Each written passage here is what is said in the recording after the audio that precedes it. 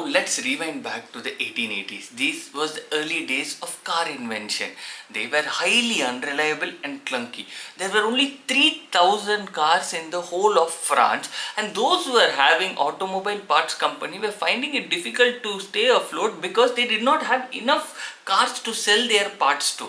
Enter Edward Michelin and Andre Michelin. They had just started their Michelin Star company, and it was slowly gaining visibility because of their replaceable air-filled tires. But they faced the same problem. They did not have enough cars to sell their tires to, so they were thinking of ways to not only make people buy cars but in fact use them. So their brilliant idea, they didn't want to advertise their tires and make the tires sell more. They started advertising the very fact of motoring itself. So they created a guidebook for motorists. Previously there was a guidebook called Murray Handbook already present for motorists. But what was unique about this Michelin Handbook is that this contained the map of the entire France, mapping all the roads in France. In addition, it had the places where they can get their cars repaired.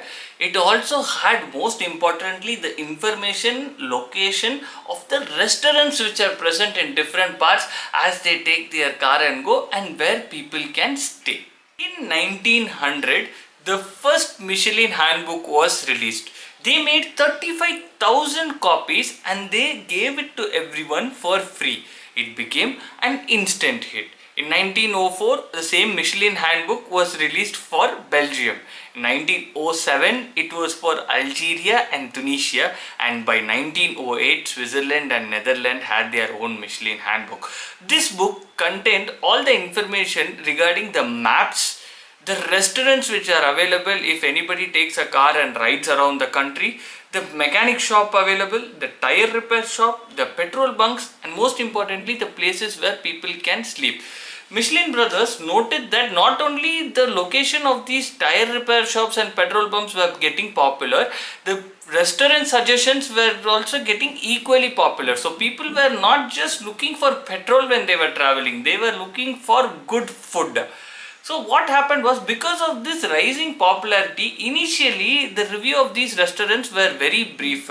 Knowing the demand for these restaurant reviews, Michelin brothers did something very revolutionary. They hired a dedicated group of people. These individuals will travel to different parts of the country and go to these restaurants as regular customers.